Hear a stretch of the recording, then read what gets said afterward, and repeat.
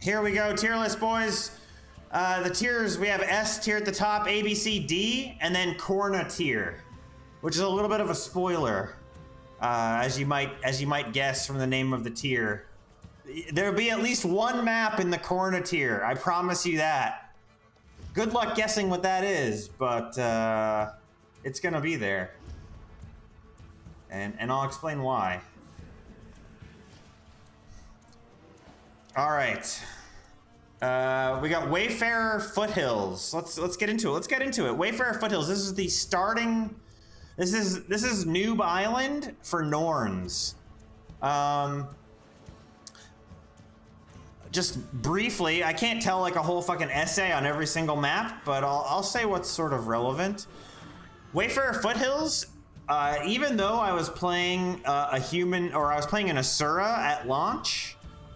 My friends in my guild at launch were playing Norns.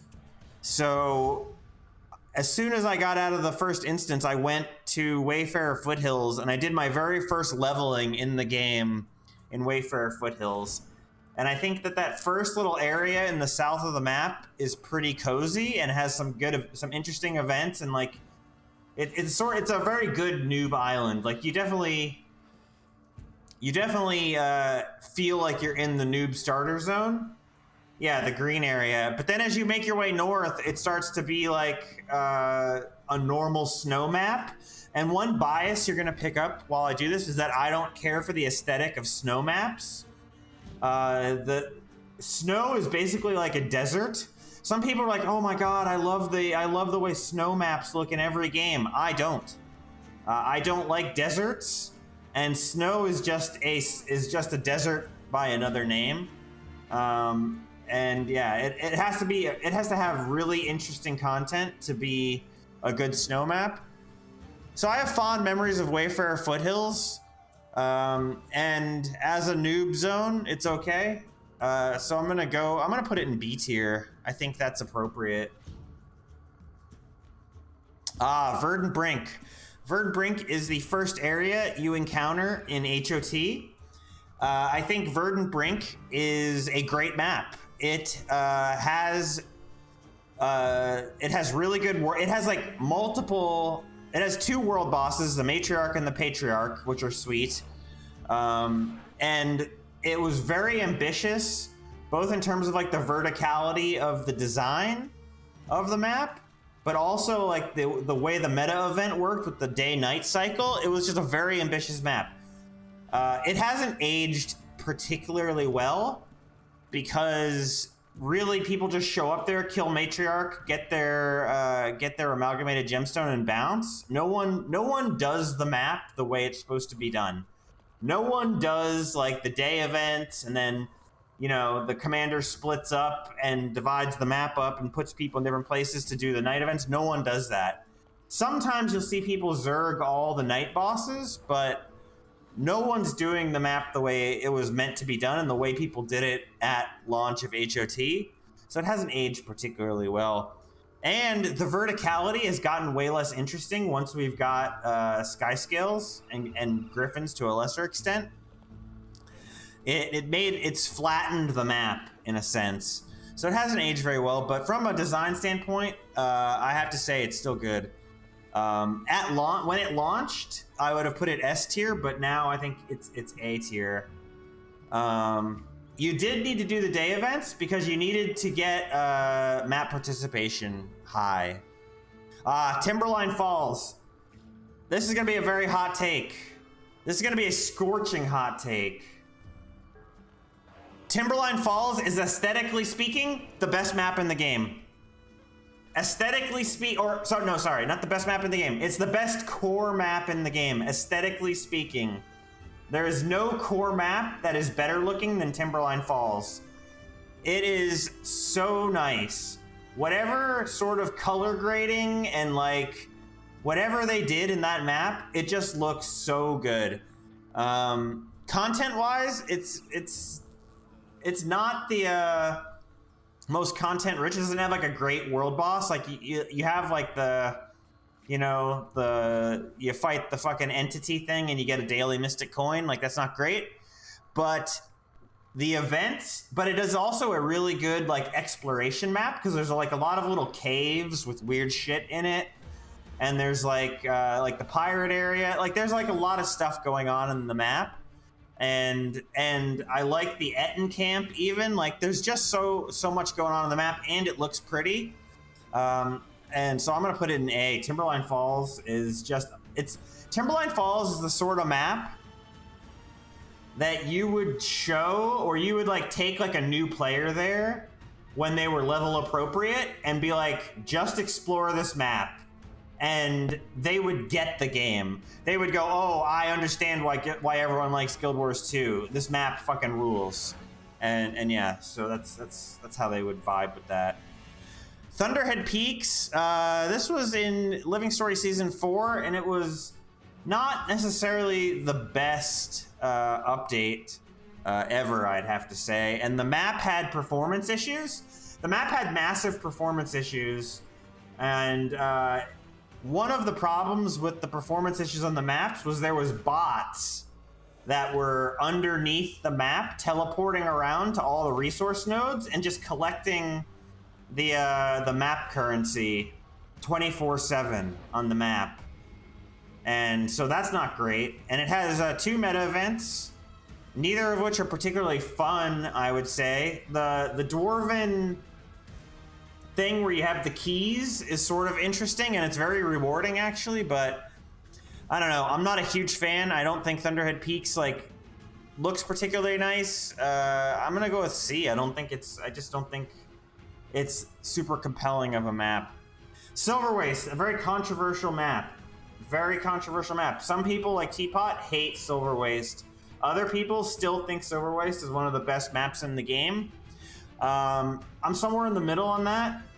I don't do Silver Waste, but Silver Waste was like the first open world map that ANET added where it was like the first open world map that ANET added where you could just play it endlessly. Like it had replayable content. And it was the sort of thing where for the first time, I mean, I guess Cursed Shore had some gameplay loops. Cursed Shore at launch did have some gameplay loops where you could just farm. But this was like the first map where it was like this, where it was like ANET was saying from the top down, this is a farming map. Like you can come here 24/7 and just start farming. And it really gave the open world PvE players like an end game sort of thing. The events themselves have not aged well. Power creep has just like annihilated the last boss. Once upon a time, the last boss was actually a threat. Bad groups would like wipe to it. It was crazy. But yeah, so the things, it has not aged particularly well, and it's kind of it's more of a ghost town now because even though you can farm it 24/7, like the gold per hour is not super strong. But I think Silver Waste is still, it was an ambitious design, and they pulled it off. And it really, there was a lot of the content drought that happened before HOT. Thankfully, Silver Waste existed because it kept the game going. Okay, the Grove. Now this is a capital. I would disagree with even putting the capital cities on the list. But the capital cities are mostly trash, except for Divinity's Reach. I'll go ahead and say it. The Grove is going in Corna tier. It's completely useless. It's not fun. You can't look at the mini-map and find where anything is because it's got so many levels. It's just really bad. And unlike Divinity's Reach, which actually has like lore like scattered about, like there's really no like exploration value of the Grove in my opinion. The Desolation. Arguably the Desolation is the worst of the POF maps. Some people might disagree with me on that. The meta has been bugged forever. It's not a great map. I think the Jinundu meta works, but like the main meta like bugs very often. Visually, it's kind of shit. as you might imagine, by some place called the Desolation. It's not very, it's not a cozy map at all. And it's hard to even traverse it without a sky scale because there's like traps on the ground that like dismount you from your mount if you're not on a flying mount. So it kind of sucks in that regard just to get around. And it's not easy to get from place to place. So the Desolation's not very good. I'm gonna go ahead and put the Desolation in D tier. It's better than Korna because there's like actually things happening in the Desolation. So I'll give it that. Tangled Depths. Now this is a manly map. It has one of the best metas ever. Shaq Garrett. Shaq Garrett still to this day has insane rewards with the best high roll in the game. And the boss is actually fun to fight because it's a Guild Wars 2 boss. It's amazing that in 2014 they made the Shaq Garrett. And then in 2024, they made the Eparch fight at the end of Soto. And let me tell you, Shaq Garrett is a better designed boss than Eparch. Like, Shaq Garrett actually does things. It actually has attacks that it does, rather than just sitting there and like crabbing around and oh man, Eparch is real bad, dudes. But Shaq Garrett is really good. And the map itself, lots of exploration. It has so much exploration and is so hard to navigate that it makes people cry. Like people that have brain cells that like sometimes don't fire. They get lost in Shaq Garrett or in Tangled Depths and they get frustrated and they can't handle it, and they go on Reddit or the forums and complain. And for all these reasons, it's S tier. It is no doubt one of the premier maps in the game. Okay, Straits of Devastation. Straits of Devastation, once upon a time, was one of the most important maps in the core game, because it was the only place in the entire game where you could get the obsidian shards that you needed to make legendaries. And the only way to do it was to do the Temple of Balthazar meta event. Temple of Balthazar meta event was actually somewhat difficult to do at the time because it leveled up really fast and there was just champion mobs that would like mow down people, and yeah, power creep has taken care of it, but also no one actually does it anymore. And really, it was at launch, it was just so good because there's sort of like 3 lanes that converge and then join together for the final push. And really, you wanted 3 commanders like guiding each lane and then coming together and doing the big push, and then you'd retake the temple and you'd be like, yes, we did it! I can finally buy my obsidian shards and make my legendary. Oh my god, we did it! It was so good. And then, so yeah, that was super fun. And then at launch, my memory of the map at launch was like, me and my friends, like, we were leveling as fast as we could, and we were trying to push to Cursed Shore. And when we got to Straits of Devastation, we just like surreptitiously joined the meta and started like following the meta, and it actually felt like you were like, that's when I was sold on the dynamic event chain system, because it actually felt like you were in a war and you were like fighting the undead and you were like pushing towards like a military objective, and it felt like the world was alive because this was all just like happening, and you as a player could like wander by and like join in and join the push. It just, I was like, holy shit, this game is the shit. Like, that's when I was like, okay, the PvE in this game is actually good. This, you know, despite what people might have later said, the open world PvE was actually good, and Straits of Devastation was one of the reasons why. So it's going in S tier. It's really fucking good. Sparkfly Fen. Let's be honest. If it wasn't for Tequatl, no one would go to Sparkfly Fen except for map completion, and it's not even a fun map to map complete. And Tequatl is really shit now. It's not super good. I'm not going to beat around the bush. I'm putting it in B. I was close to putting it in C, but Tequatl is at least like an iconic boss, so that bumps it from C to B. Southsun Cove is really bad.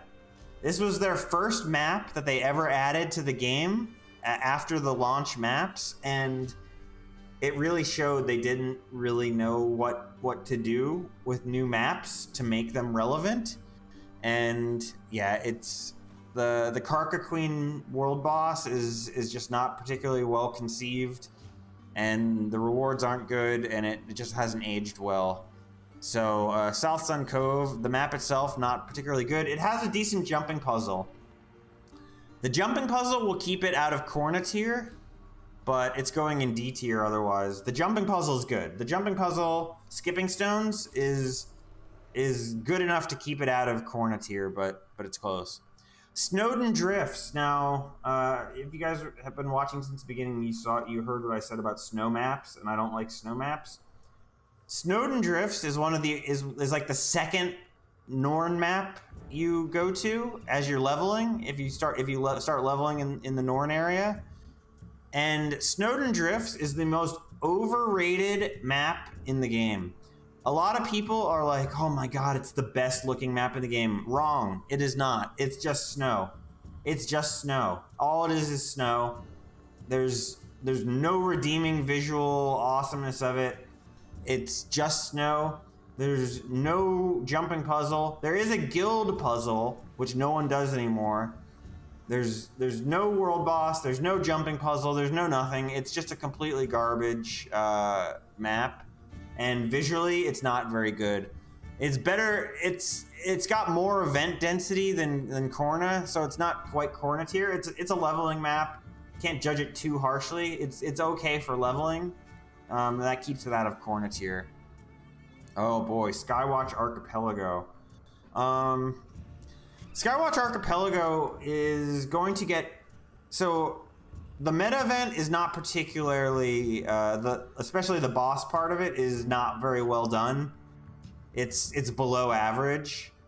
But visually, the map is very close to like one of the best maps they've ever done visually. I would have to say that Skywatch Archipelago, if it was just purely on aesthetics, I would put it in A tier. If it was just based on the world boss, I would put it in C tier. And you might think that averages out to B tier, but it kind of doesn't. Man, I have to put it in C. Skywatch Archipelago, it just doesn't have that sort of staying power to me that makes me want to return to it. It's probably the biggest disappointment because it looks so good you want to like it. When you first like get to the outside part of the map and you see the floating islands and you see like all the floating islands and you're like, "Oh my god, I can't wait to explore this map." But there's no real payoff for exploring it. Like there's no like, because like it's alternate reality stuff, so like you don't really learn it. You go to the Cantha area and you don't really learn anything about Cantha lore wise. You know, you go to like the Garenhof area and you don't really learn anything about Garenhof. Like the payoff it looks like it's gonna be so good for exploration, but it just isn't. It's just the biggest disappointment of a map. Siren's Landing.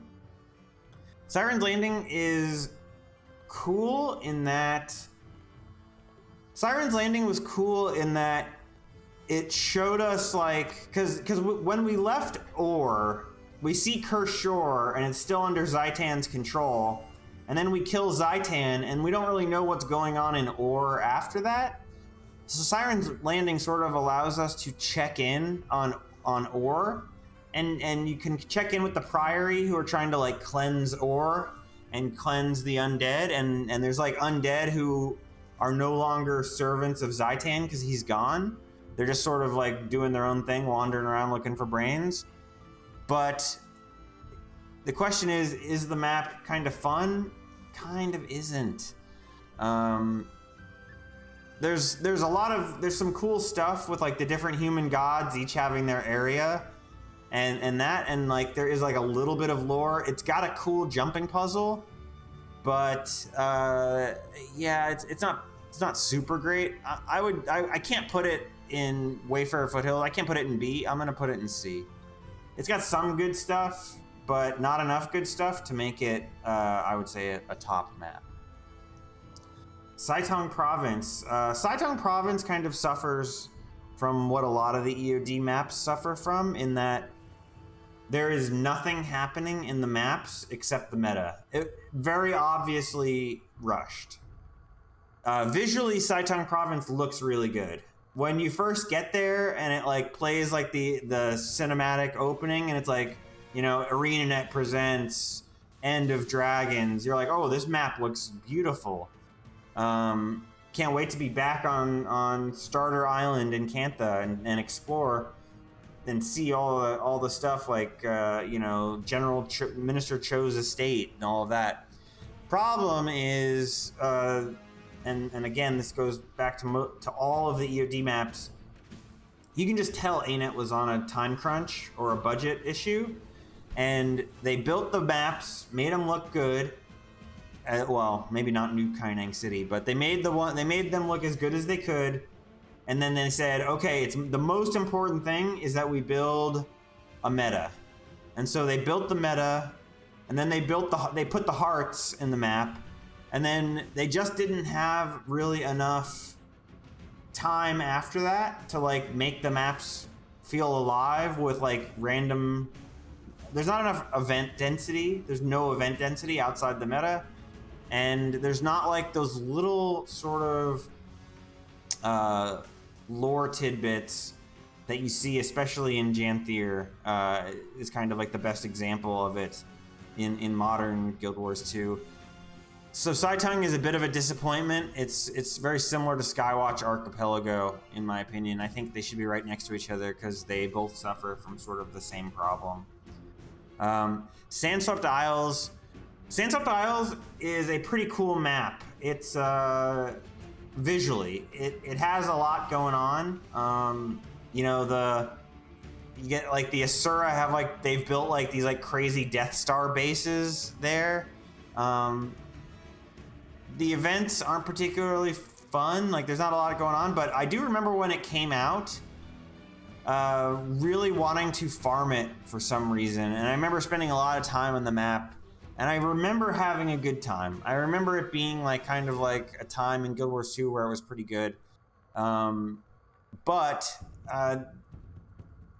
why would anyone go there now? That's a good question. I don't really know. I don't think that it's aged particularly well in terms of content. I guess I have to put it in C. It's just not a compelling map. Rata Sum, it has the same problem as, it's not as bad as the Grove, but it's got similar problems in terms of navigability. So it goes in Corna tier. It's difficult to navigate, and it's a starter. It's a capital city, so it's got nothing going on. Queensdale. Queensdale, unironically, really good starter zone. It feels like the perfect starter zone.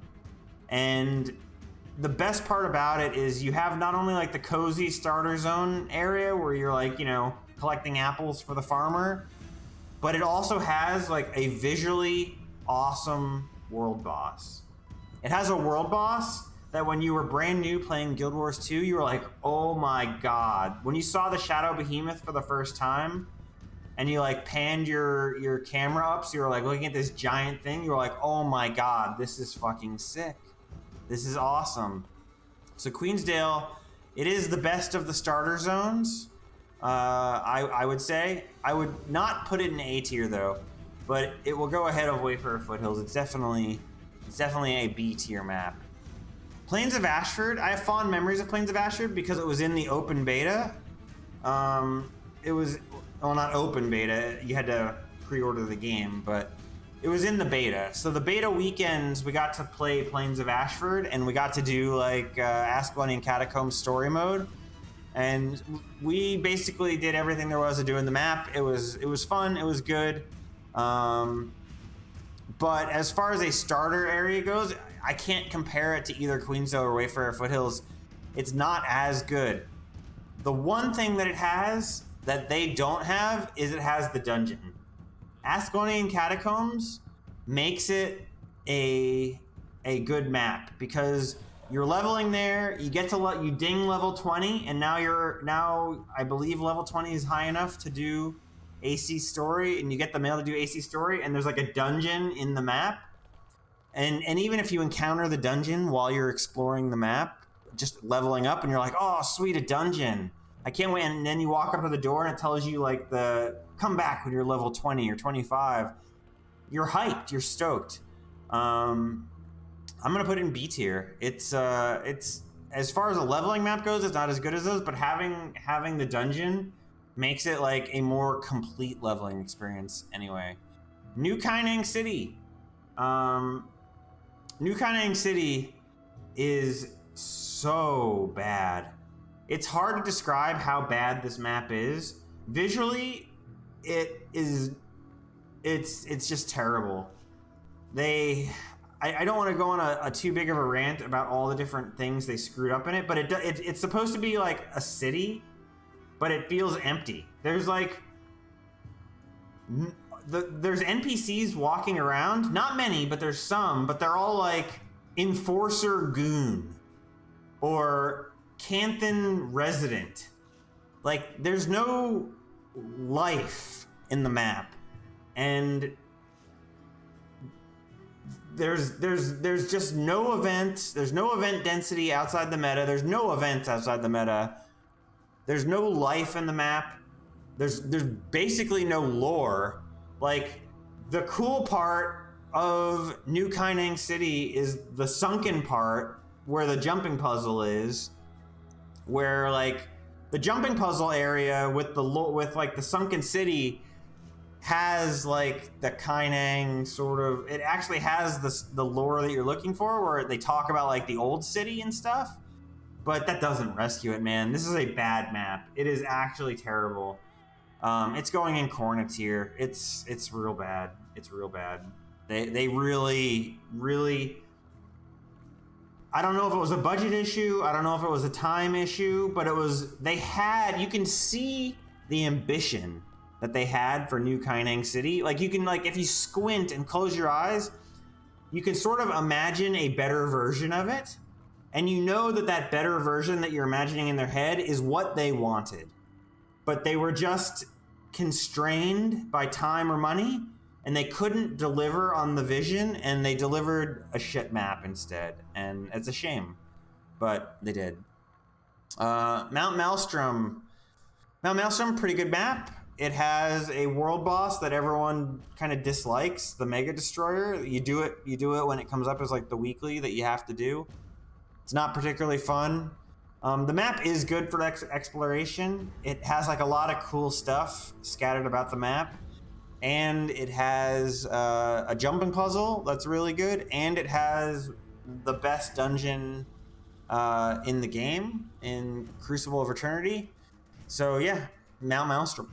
And visually it's awesome because it's got the big ass fucking volcano. Metrica Province. It is one of the starter maps. One of the noob islands. But I cannot, in good conscience, place it with Queensdale, Wayfarer, Foothills, or Plains of Ashford. It's just worse than all of those. It has some cool exploration stuff. Like there's like, like a little jumping puzzle. Actually, a really cool jumping puzzle that I didn't even know existed till like I'd been playing the game for weeks.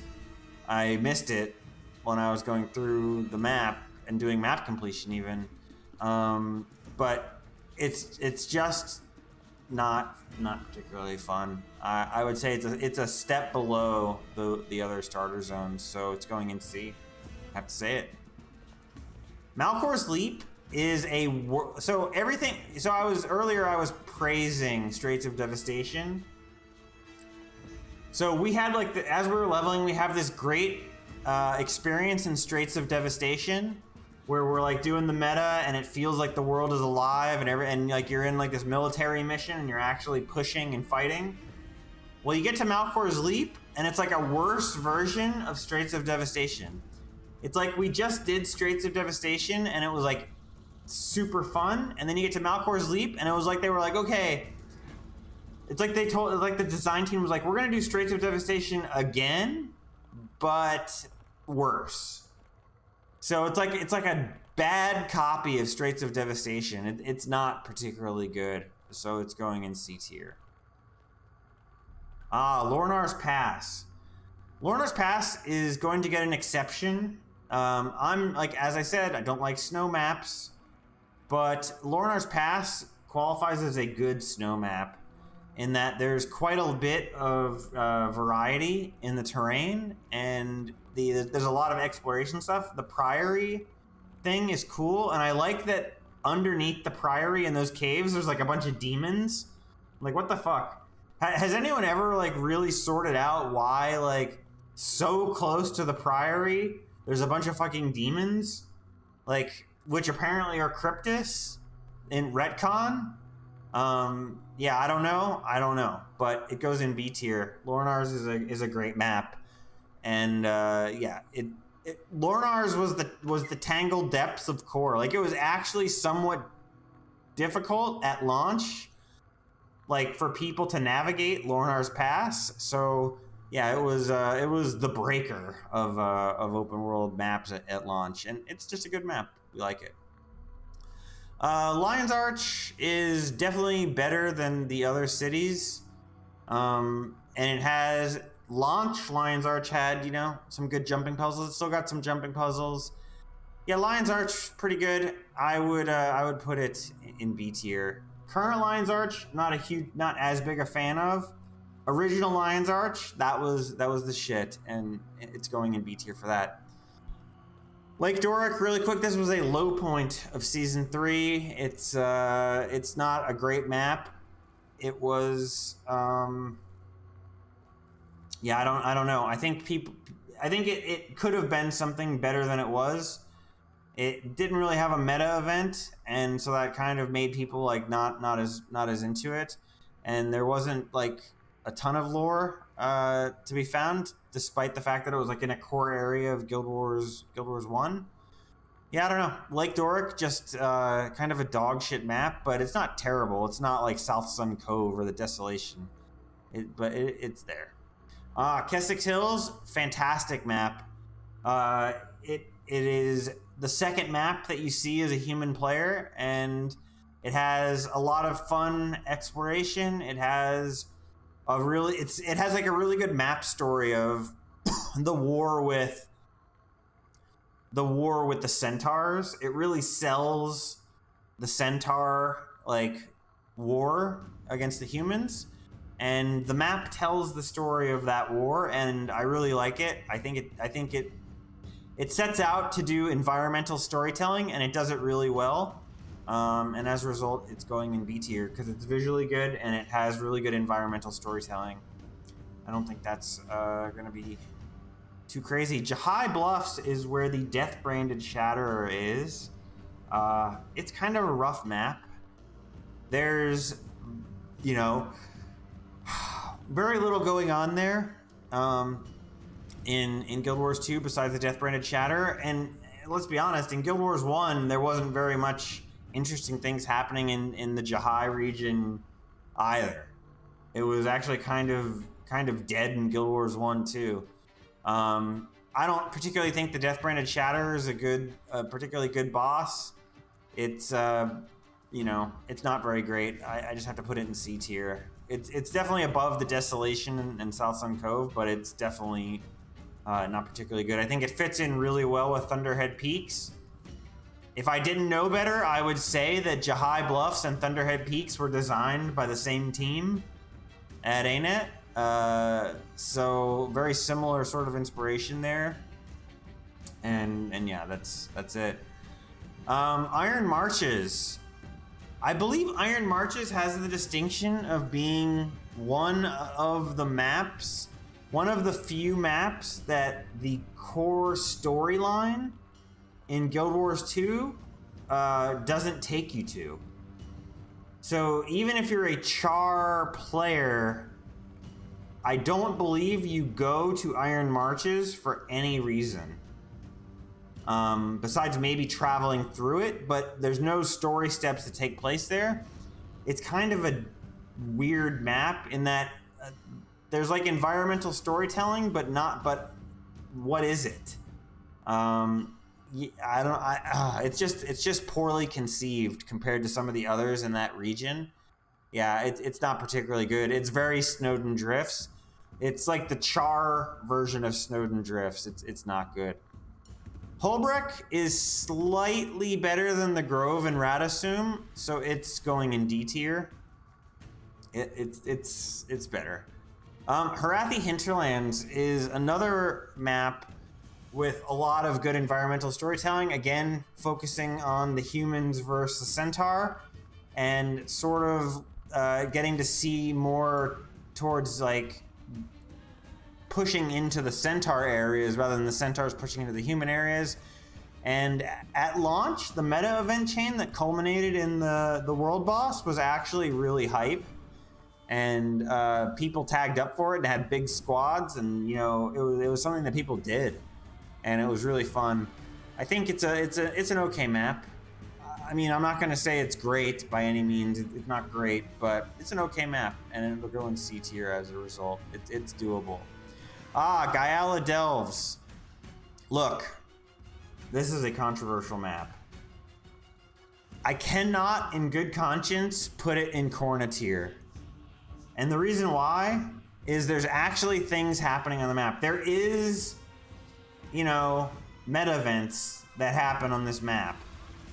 There is something to do when you go to the map. I'm gonna put it in D tier. It's not great. It's better than Corna tier, so it deserves that. But the event, outside of the events, there's nothing. Literally nothing happens on the map besides the meta events, and the meta event is not fun. They tried to design it around the turtle, and the turtle sucks, so they're doing their best to polish the turd, and it's not it. It's not good. Grothmar Valley. You guys, a lot of people love Grothmar Valley. This is gonna be a hot take. It's not it's overrated.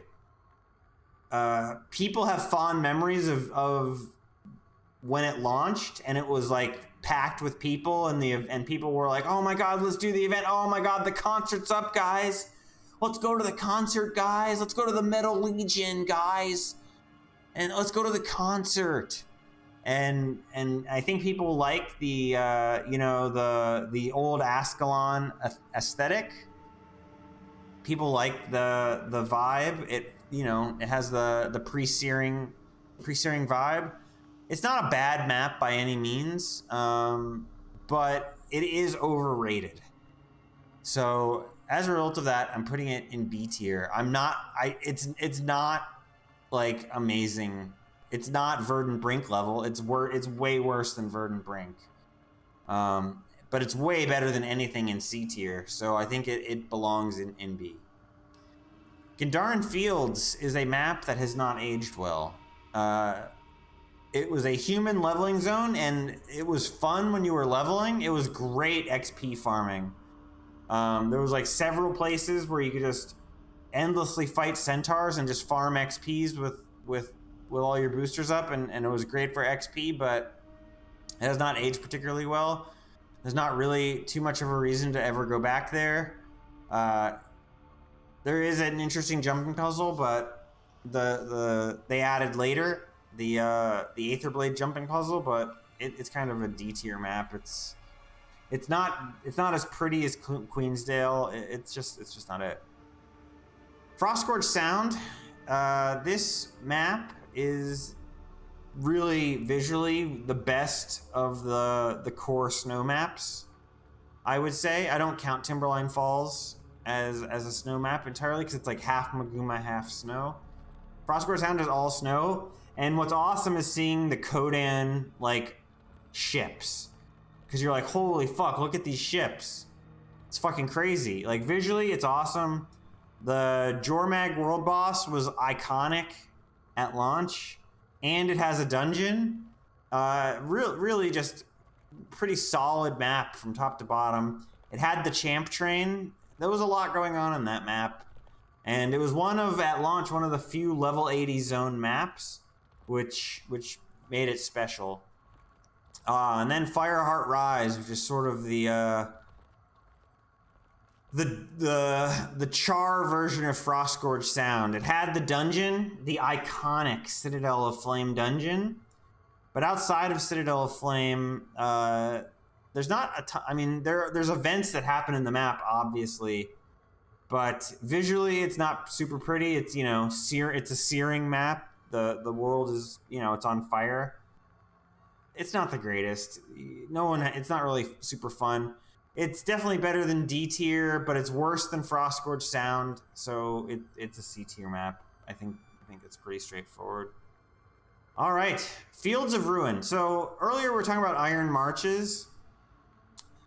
About how, there's no reason to go there in the story. There's no dungeons, so there's nothing to pull you there.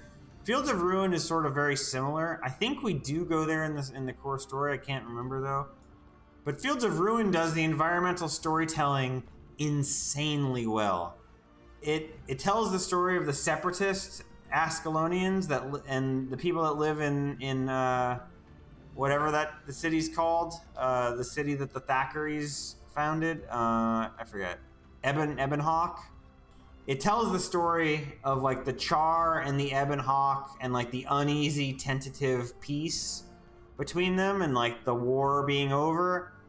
And it does a really great job. There's not like a huge world boss. There's not like a lot going on. But you have like this story happening of like the separatists and the Ebonhawk and the Char and like the uneasy peace and like, feels very like very Middle Eastern politics, if you kind of get what I'm going for.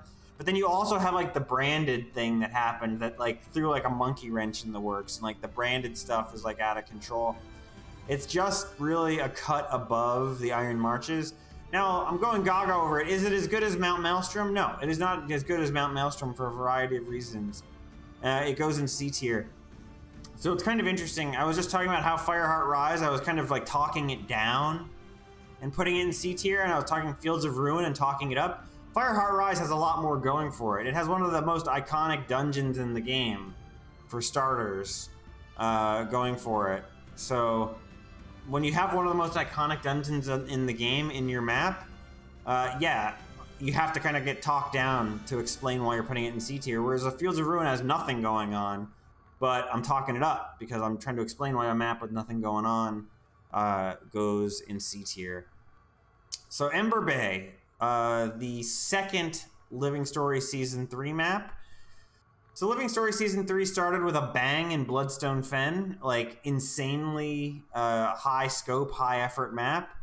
And I think people were expecting an even, like, just as amazing of a map as we got with Bloodstone Fen visually, and people were like super excited to go back to the Fire Islands because there's going to be like, Titan lore and Mersat lore, and we have, oh man, this area was really hard and was really deadly in Guild Wars 1, so it's going to be really fun. But I think it kind of like failed in that it didn't feel like a challenging zone.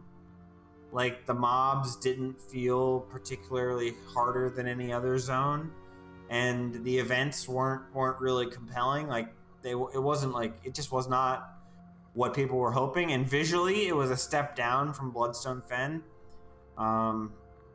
It just wasn't super good. So I mean, I have to put it in D tier. It's just not the standard of, like, it's worse than Jahai Bluffs. So I compare it to some of the things in C tier, and it's just kind of worse than the things in C tier. Now that I'm looking at it, I'm putting Lake Doric in D tier. Yeah, fuck that. Lake Doric does not deserve to be in C tier. Lake Doric and Ember Bay are very similar maps, designed at a very similar time, probably designed by very similar teams at A-Net, because it was the same season. I would strongly suspect that these two maps were designed by the same team. They have a very similar vibe, and as a result, they go there. Elon Riverlands is a pretty interesting map. It is a desert map, but it has a lot going on visually. I like what's going on visually there. Now, we have to mention that the meta event has been bugged for, we got to be going on 6 years. That this map has been, the meta event in Elon has been bugged. The Ascension thing. So yeah, I would say they tried to do, and I forget the name of the environmental artist that left ANET to go work at ManaWorks with Maiko. I think it's Terza. She was like the lead environmental artist on Path of Fire, and she did such a kick-ass job. It would have been so easy to make like these half-assed desert maps that were just like rolling sand dunes. But she really did a great job of like designing this map that's obviously in the desert, but it's like, what if someone built a dam on a river and flooded this area because they built a dam? Or no, it was the other way around. They destroyed the dam, and the destroyed dam flooded this area. And as a result, you have like this like desert, but with like swamp mixed. It was really kind of visually kind of an impressive map. It does have a meta. People do the meta. It is bugged, so it's kind of tricky that it gets off. It's a cut above the Desolation, so it's going in C tier. It's a good map. I have to say I like it. Dry Top, dude, I am not a fan of Dry Top. It is everything I don't like about, desert maps. It's like brown. Dude, going to Dry Top is like flying into the Phoenix, what do they call it? The Skyway Airport or whatever? Skypad, some bullshit like that. You like fly into the Phoenix Airport, and the airport is colored brown. The carpet, brown. The walls, brown. You look out the window and you see like the terrain outside, the ground, brown. The mountains, brown. Every motherfucking thing is brown. Dry Top, same way. Everything, it looks just so bad. Visually, one of the most awful maps in the game. It is event rich. I will say there's constantly events popping off. I don't know if there was a guild that was dedicated to Dry Top, Sand, I think their name was, and getting to like the high tier completion. I doubt they do it anymore because what's the point? It is content rich. Ooh, I'm having trouble deciding whether it goes in C or D tier.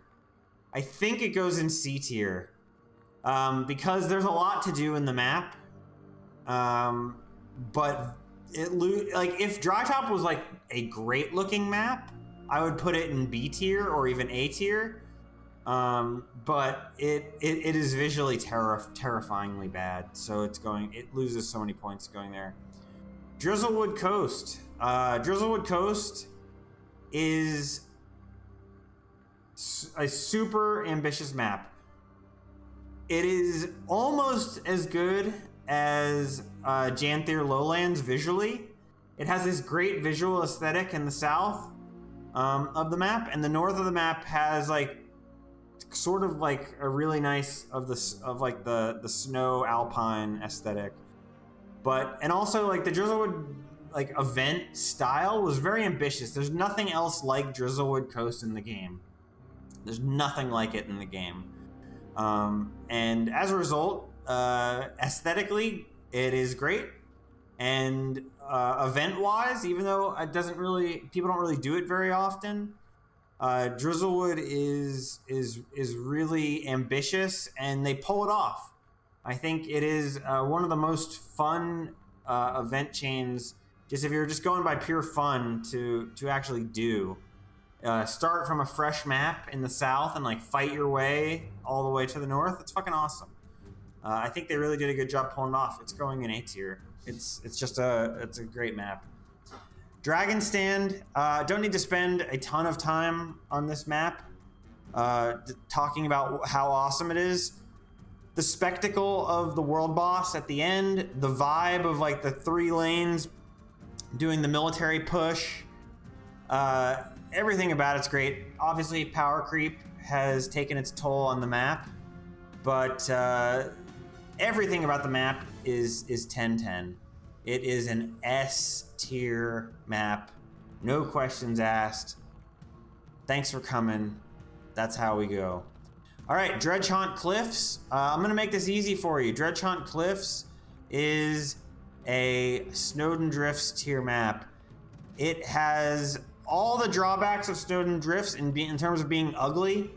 It's just a bunch of snow and mountains and not awesome. It has one of the most annoying to navigate things with the Dredge City in the middle. Awful fucking map. Oof. God damn, Dredgehaunt Cliffs is bad. Yeah, it's real bad. Dragon's End. All right, guys. I'm gonna hit you with some facts. The Suwon meta event, amazing. 10/10, perfect. The visuals in the map, I have to say 10/10. Just amazing concept of the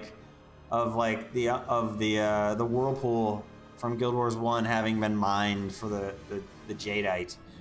But what do you do in the map when the meta is not happening or not forming? There's very little happening. There's no events. There's no exploration value. It's so bizarre. So I have to knock it. I can't in good faith put it in S tier when it's got missing pieces. It's close. It's close to S tier, but it's missing that, like, the same problem with every EOD map is it doesn't feel alive. It doesn't have that exploration. It doesn't feel alive. There's no event density. It's just a meta event and then a ghost town, a completely empty map with nothing happening otherwise. Dragonfall was a bit ambitious. The concept of Dragonfall is that we're flying through the mists, fighting with Kralkatorrik, and as we're going through the mist, Kralkatorrik like goes into the different human god realms and is like smashing into them and like knocking pieces of them into Tyria, and all the pieces of the different god realms that we knocked into Tyria form this like island in the ocean. Which, explain to me how that happens without causing a huge tidal wave. Whatever. But yeah, so there's like this huge, and when you explore the map, that like each human god has like a different section of the map where there's like just crazy different stuff happening. The meta event is underrated. I know Teapot hates the meta event. I don't hate it that much. I think it's actually a pretty fun meta. Yeah, I would say overall, I think I have to give the map a B. It's very rewarding. The meta event isn't unfun. There's a lot going on, and it's very fun nostalgia to like explore like stuff like the bits of the Fissure of Woe that were knocked down there. Draconis Mons. I don't know about you guys. I'm scarred from doing the legendary trinket collection and having to do Draconis Mons every day for like 2 weeks. My god, it was so bad. Visually, it's a cool spectacle. Event-wise, there's really not much reason to come back. It's an okay map. It's better than Ember Bay. It's kind of comparable to Ember Bay in that it's in the same, it's season 3, so it has like similar vibe to Ember Bay. It's a little bit better than Ember Bay and Lake Doric. And as a result, it's going to go in C tier because it's just it's a cut above Ember Bay and Lake Doric. But there, in no fairness can I put it in B tier. Domain of Vabi. Oof. Domain of Vabi is pretty bad. It's better than the Desolation. So I'll tell you right now, Domain of Vabi is going in C. It's better than the Desolation. It's more interesting visually in that, you know, it has like the Vabi Kodash like thing, and it has some really fun stuff when you're in the school where the kids are being educated and they're told all the Joko propaganda. That part's pretty cool. But like a good chunk of the map is like the Brandstorm part, and there's nothing going on there. It's just like this big chunk of the map that like actively discourages you from exploring it, and I don't really care for that. And the meta is terrible. Serpentire is just terrible, and no one does it. We've come to the domain of Korna. Can you guys guess which category the domain of Korna is going in? Yep, you guessed it. It's going in Korna tier. Probably the worst map they've done since the core maps. It's so hard to describe how bad it is. There is no event density. It is this huge, wide open, visually ugly desert map with no events and barely any mobs. Like you go to like the northwest section of the map and there's like nothing there. It's like the whole northern part of the map is just empty desert. I know what they were thinking. My thought was they were thinking you unlock your beetle and you're gonna want like wide open spaces where you can just like cut loose on your beetle and go fast and go and like zoom around on your beetle. But just because you got a beetle doesn't mean you don't want events on the map. So add some events to the map. Obviously they were rushed. They were getting killed by the crunch of hitting their thing. And then, yes, as Chad is saying, the Gandhara meta was unfinished. It was like the Moon Fortress was like this iconic, badass fortress in Guild Wars 1. The Moon Fortress was like this huge stronghold, and like in Guild Wars 2, we're like laying siege to this stronghold. We're busting our way in and like fighting our way in, and you think like it's gonna end with like some like, and it's Joko's fortress, right? Like you think it's gonna end with like this like epic fight, if not against like a world boss version of Joko, it's gonna like be some like badass undead, like Joko's champion. You think it's gonna be like that. Instead, you get like an Asura and a Golem. What is an Asura and a Golem even doing there? Isn't it Joko's base? Why is Joko's capital?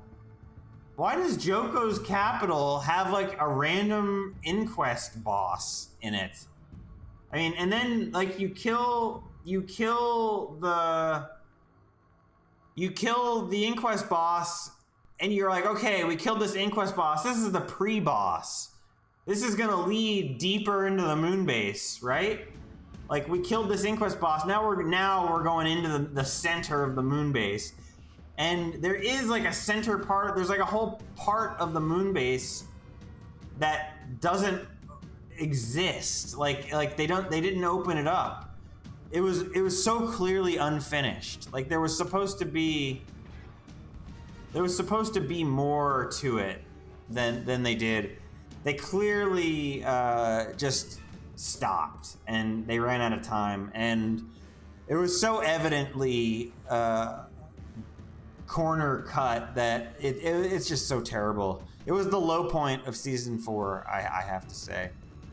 Domain of Istan is also season 4, but unlike Korna, it's fucking great. Domain of Istan is probably the best map of Season 4.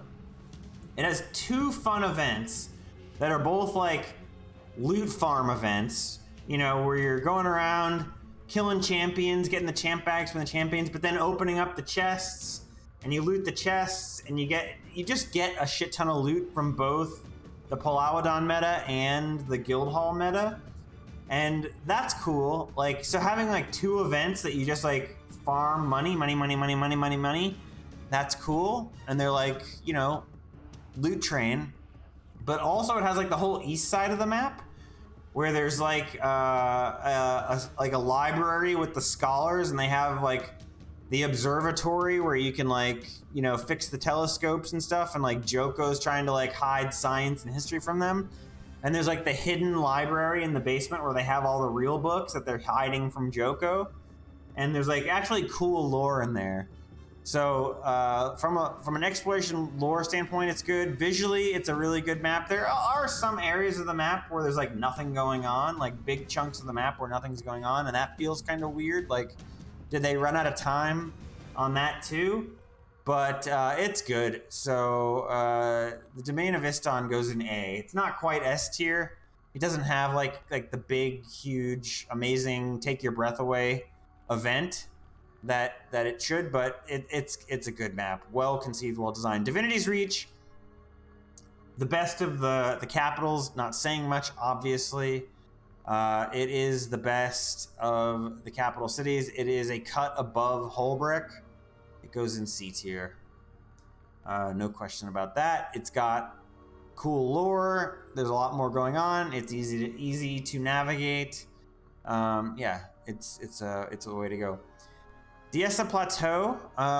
The only fond memories I have of Desta Plateau is in the beta weekend, being able to do the jumping puzzle on the wall, where you're like doing the jumping puzzle on the wall, and I thought that was really fun.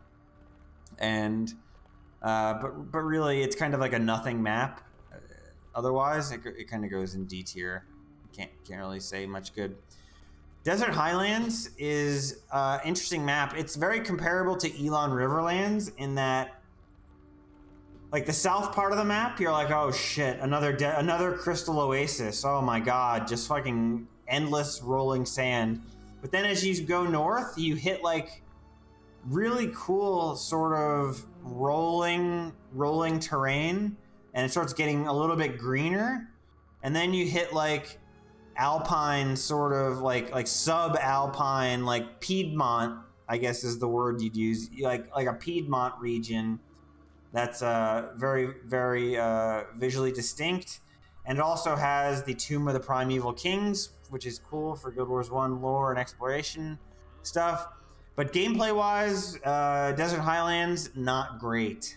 Not particularly a lot to write home about there. But visually, again, it's a Terza Bauer map, so it's a great visual map. Everything she touched was really good. But gameplay-wise, so it's comparable to Elon Riverlands. I'll put it in that tier happily. No problem there. Cursed Shore. Cursed Shore.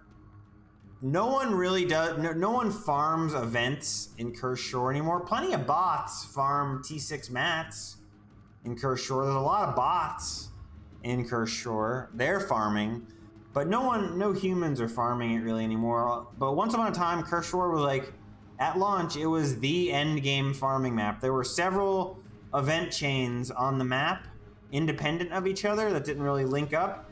And you could basically pick which event chain you wanted to follow and just follow it repeatedly, and just get really good loot.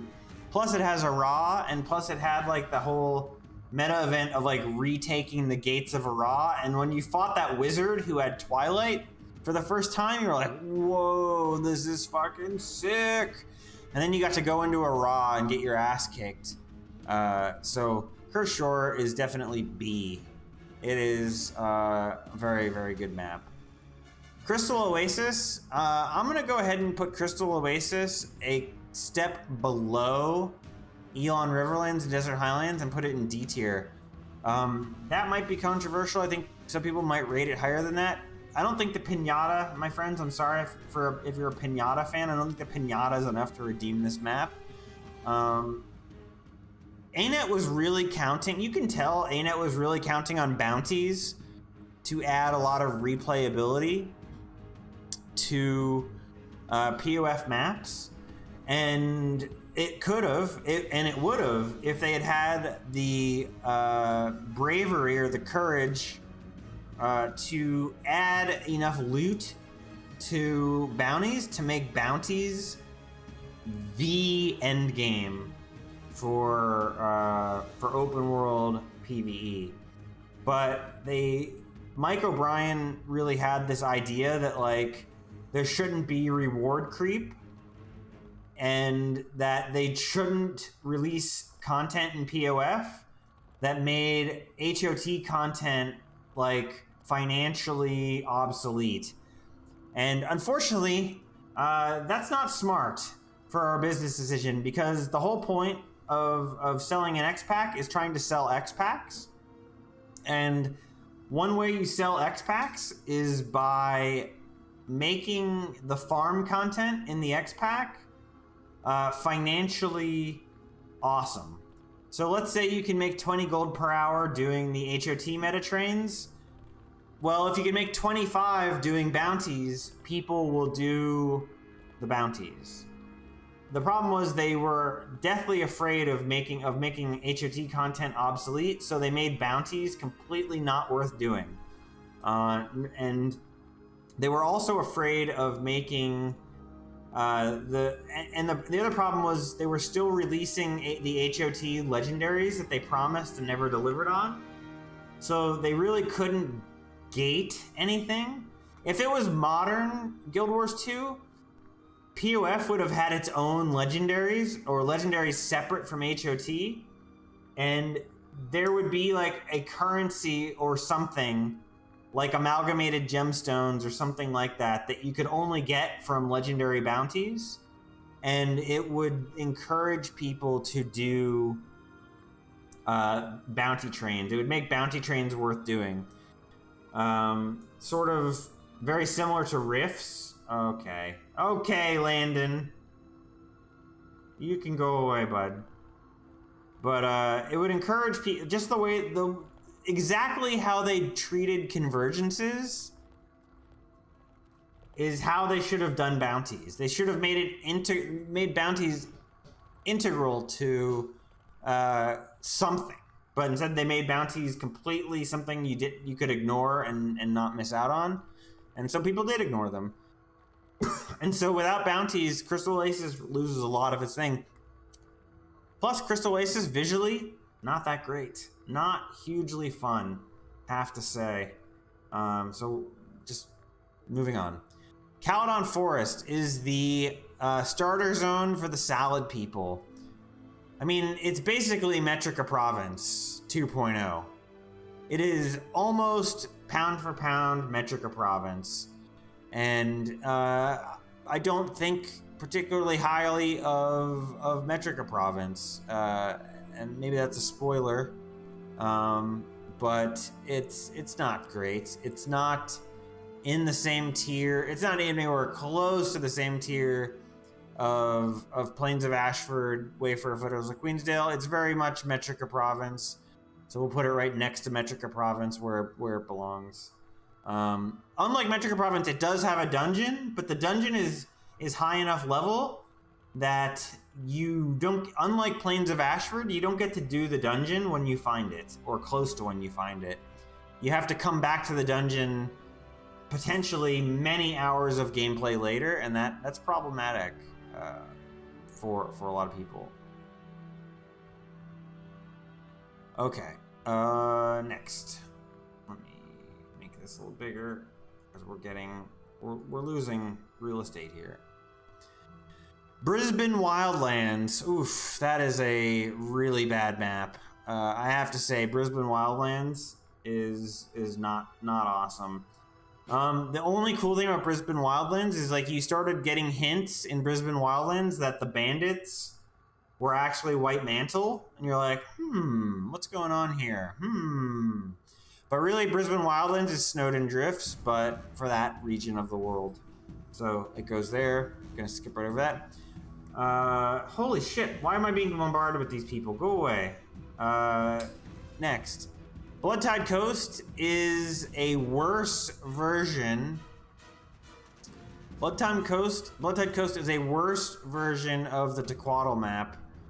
Where did we put the Tequatl map? Where did we put it? Sparkfly Fen, yeah. So Bloodtide Coast is a worse version of Sparkfly Fen, so it goes in C tier, kind of forgettable. Bloodstone Fen. I will say it. It's visually one of the. It's in the top 5 best visual maps in the game. When it came out, it was the best visual map in the game. Aesthetically, 10/10. It was like breathtaking when you saw Bloodstone Fen. Like, holy shit! Like, you saw Bloodstone Fen and you're like, ANET leveled up. ANET is so, like, you look at like something like fucking like, compare, you know, Iron Marches or Bloodtide Coast or, you know, Snowden Drifts or Brisban Wildlands to Bloodstone Fen, and you're like, ANET leveled the fuck up. Like, Bloodstone Fen was just great. Now, the meta event, there's not much reason to play it today. At the time, Bloodstone Fen was awesome because Bloodstone Fen was the first map that had stat selectable ascended trinkets. So for a lot of peepos who didn't like fractals, Bloodstone Fen was like their first source of ascended gear. So people farmed the hell out of it to get ascended gear. And stat selectable ascended gear still had a lot of value even for raiders and stuff gearing their alts. But obviously the content in the map hasn't aged super well from a gameplay standpoint, but there is just a ton going on. There's like a lot of event density. There's like the meta event. It's super fun to navigate. Visually, it's spectacular. It's good, I have to say. So we're gonna put it not in B. I just gotta there's not a lot of room here. It's going in A. It's a cut below S tier, but it is definitely an A tier map. If we were purely rating this on aesthetics, it would be S tier. It falls a little bit in terms of it doesn't have like that really amazing blow your mind gameplay, but it's close. Blaze Ridge Steps, we were just there.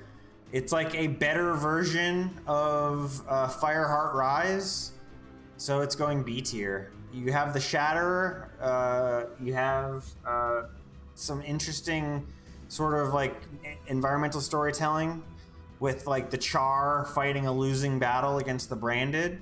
Very interesting, very, very cool in that regard. Black Citadel is essentially the Grove. It's better than the Grove, worse than Rata Sum. So it goes right in between the Grove and Rata Sum. It's pretty hard to navigate and not fun. You don't feel good about it. Bureau Marches. Ooh, this is gonna be. I think visually, it's one of the worst maps they've done. It just did not have that inspired storytelling, and it's kind of hard. I don't blame them. They had to do a map in a snow area, and the theme of the map was it's being hit by a blizzard. So being hit by a blizzard doesn't really lend itself to a lot of great visuals. Drakkar is a good world boss. Not a great world boss, but a good world boss. But outside of Drakkar, there's nothing much going on in the map like to do. There's a couple jumping puzzles, there's like the light puzzle. Oh, light puzzle's so bad. And the Bone Skinner thing, it was like way overrated. They made you think it was going to be something awesome, but it was not awesome. So Bjorn Marshes, it's an okay map. I know a lot of people are going to probably say A tier. I do not. I do not find it fun. I don't like going there for any reason except Drakkar, and then I leave immediately. I can't stand the way it looks otherwise. Bitter Frost Frontier, it's the berry farm. The berry farm was amazing because it was one of these things where it's like a lot of people thought, you know, stat selectable ascended gear, that's really good, but you know, I can't handle Bloodstone Fen. It's too much, ain't it? It's too much. So we have to have an even easier farm. So they came up with the Bitter Frost. But visually speaking, it's not as good as Bloodstone Fen. Let's compare it to some of the other maps that came out in its era. We have Ember Bay and Lake Doric. It's better than Ember Bay and Lake Doric. Visually, it's not spectacular, and content-wise, the content is real bad. The night meta is not particularly fun. Like keeping the flames going, like there's no point to it. The combat's not good. So really, it all comes down to the berry farm. Is it better? It's better than Lake Doric and Ember Bay. It's definitely not B tier, so that means it is a solid C tier. Here we go. Auric Basin. This will surprise no one, but Auric Basin is S tier. Auric Basin, visually amazing map. When you, especially in the trailer for HOT, when you saw the Golden City and like the camera and like of like gliding through it, and you were like, oh my god, we get to glide through this crazy ass city. Fucking awesome. The map is event dense. There's tons of stuff going on. It has one of the most iconic metas in the game's history. People do this meta every time it fires, even at 3 a.m. It's always going on. It's always happening. Like Auric Basin is just one of the most perfect maps they did.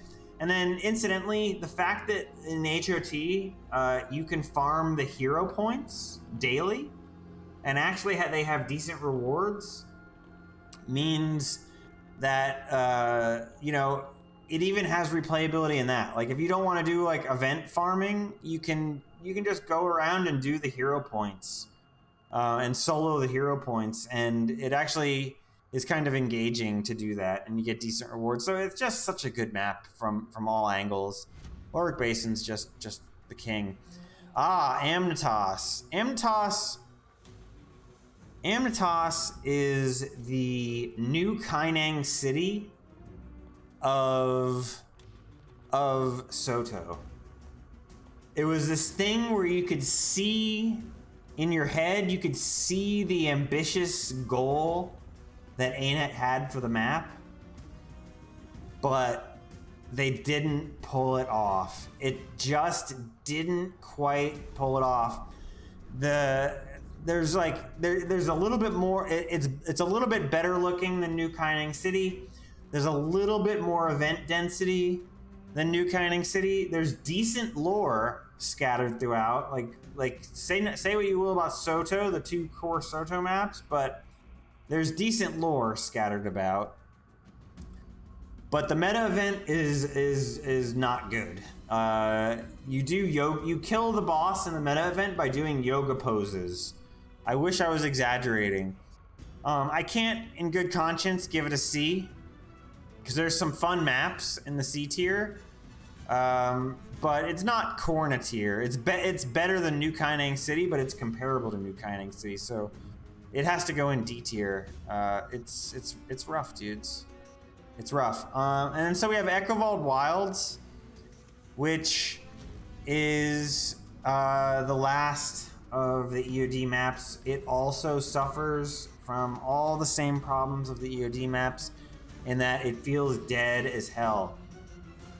everyone has such high nostalgia for Echovald, the Echovald Forest, and the Kurzix, and it just felt like there was none of that. Like, people wanted a little bit more lore. There's like some ruins of Kurzix cities, but the ruins weren't that interesting, and there's no event density whatsoever really outside the meta. And the people and the NPCs that populate the map are like Seeker Goon and, you know, Bird Person Villager. Like, they're just like, you just don't have like a story. There's no environmental storytelling happening. It's like, okay, here's this forest that looks sort of similar and has the ruins of buildings you recognize from Guild Wars 1. And supposedly there's like a story of like the Seekers fighting the Tengu, but like it's not really sold very well.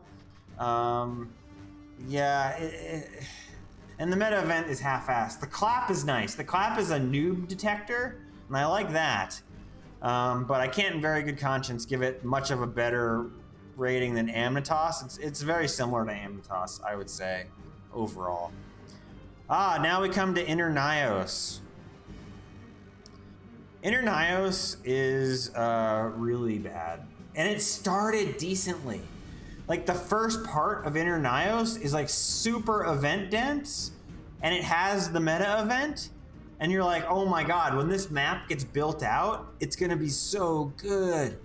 It's gonna be so good. We have this cool, like, the first meta event, you know, where you fly the torch and light the torch, and then you go into this guy's castle and you fight him in the castle, and then it's gonna open up this causeway that takes us deeper into the map.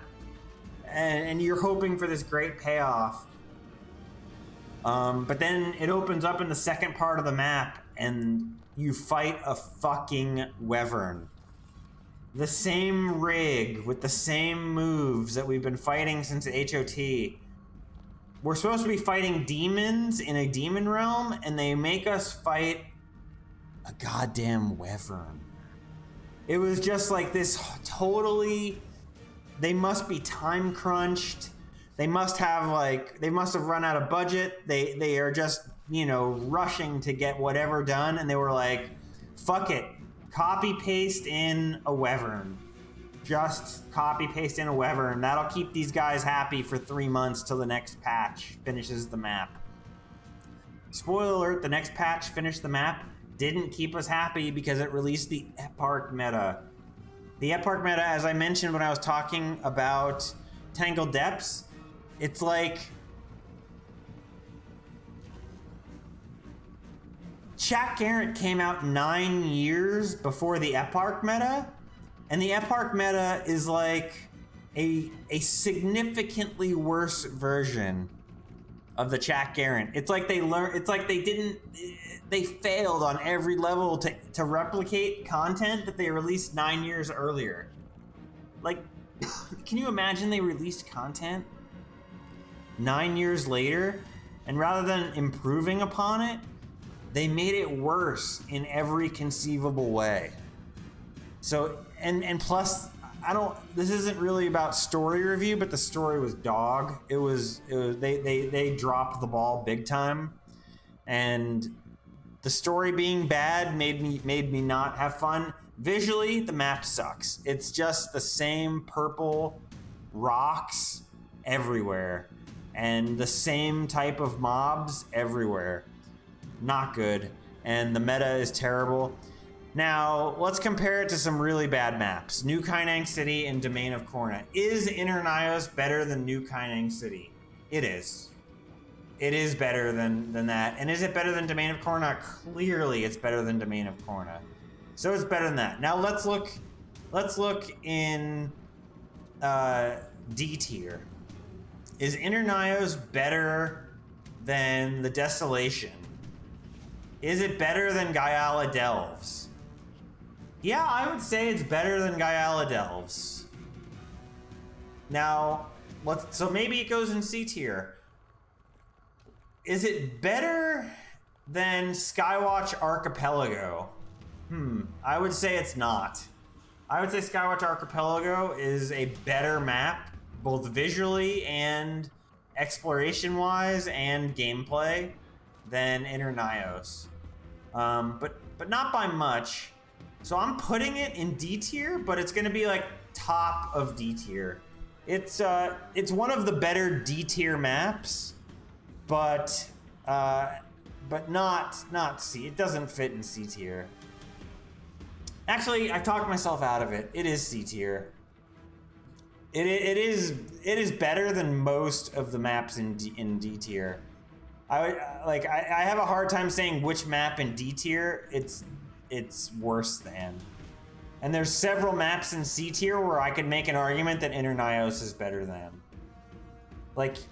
Is Draconis Mons or Bitterfrost Frontier really better than Inner Nyos? I don't think so. I think Inner Nyos is probably, it at least has more gameplay going on than Bitterfrost Frontier, more real gameplay. So yeah, I would say C tier for Inner Nyos.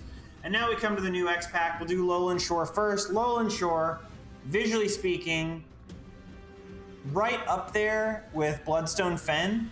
It depends on what aesthetic you like best. Visually speaking, it is the prettiest map they've done, arguably tied with Bloodstone Fen. Now, Bloodstone Fen, from a spectacle perspective, is better, but it might not be prettier.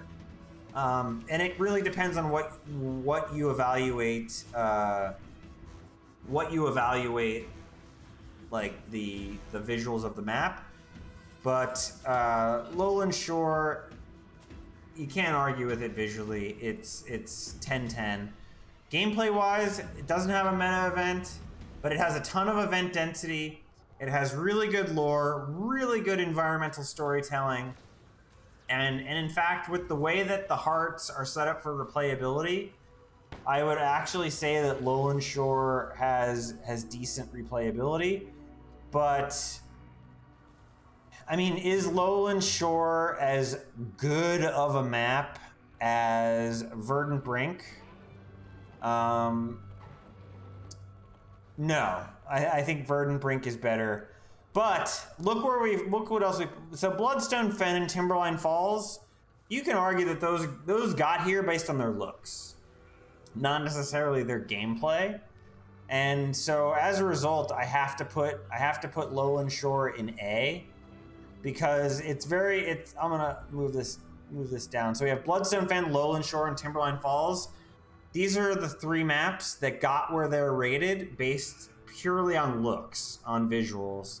And I would say Lowland Shore currently has better gameplay than Bloodstone Fen or Timberline Falls.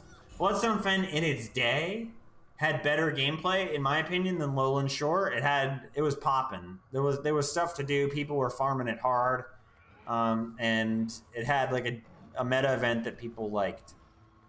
But Lowland Shore currently has more going on.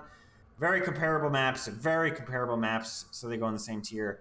Janthir Sentry, visually speaking, it's a step back, in my opinion, from Lowland Shore. There are places in Sentry that do look really good. There's places where the lighting and the textures are really nice, and you're like, man, this looks really good.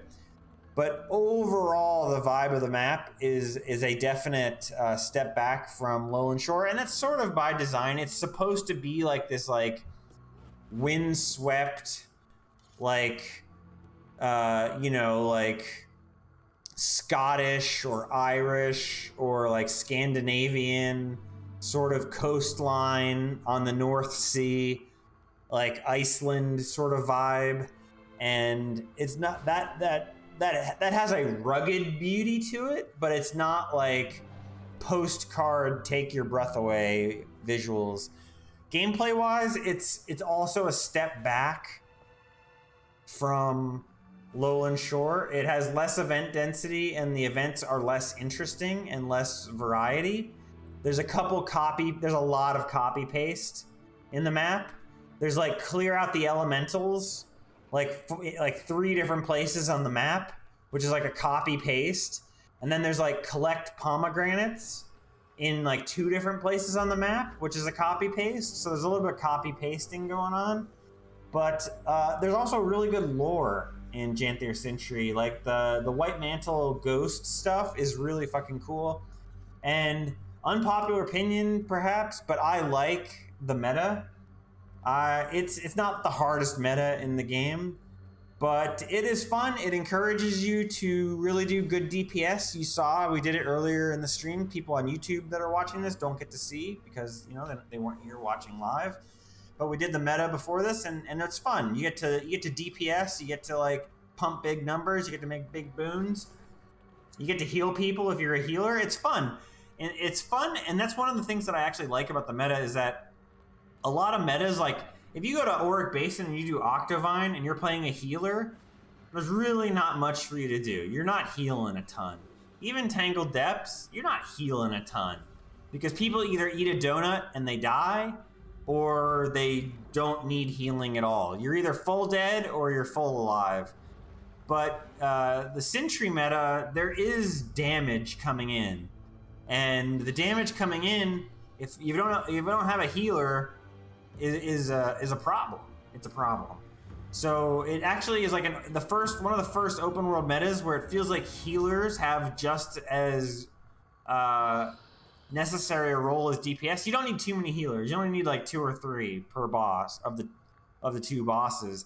But you do, if you choose to play a healer there, you don't feel like you're like wasting space, and that's good.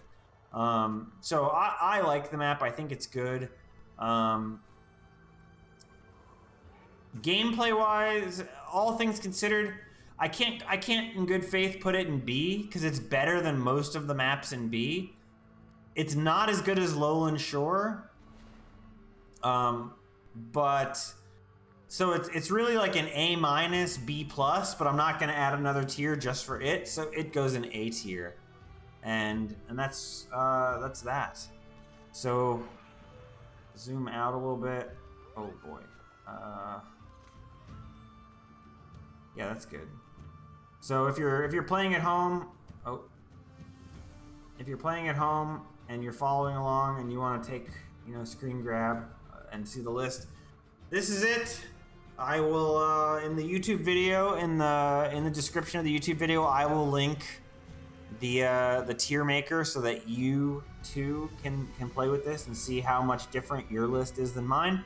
But this is the list. This is definitive. Anyone else who has any ideas that are contrary to mine, they're probably wrong, but I'm willing to hear your arguments in the comments. So do chime in the comments if you think I got anything grossly wrong, and let me know.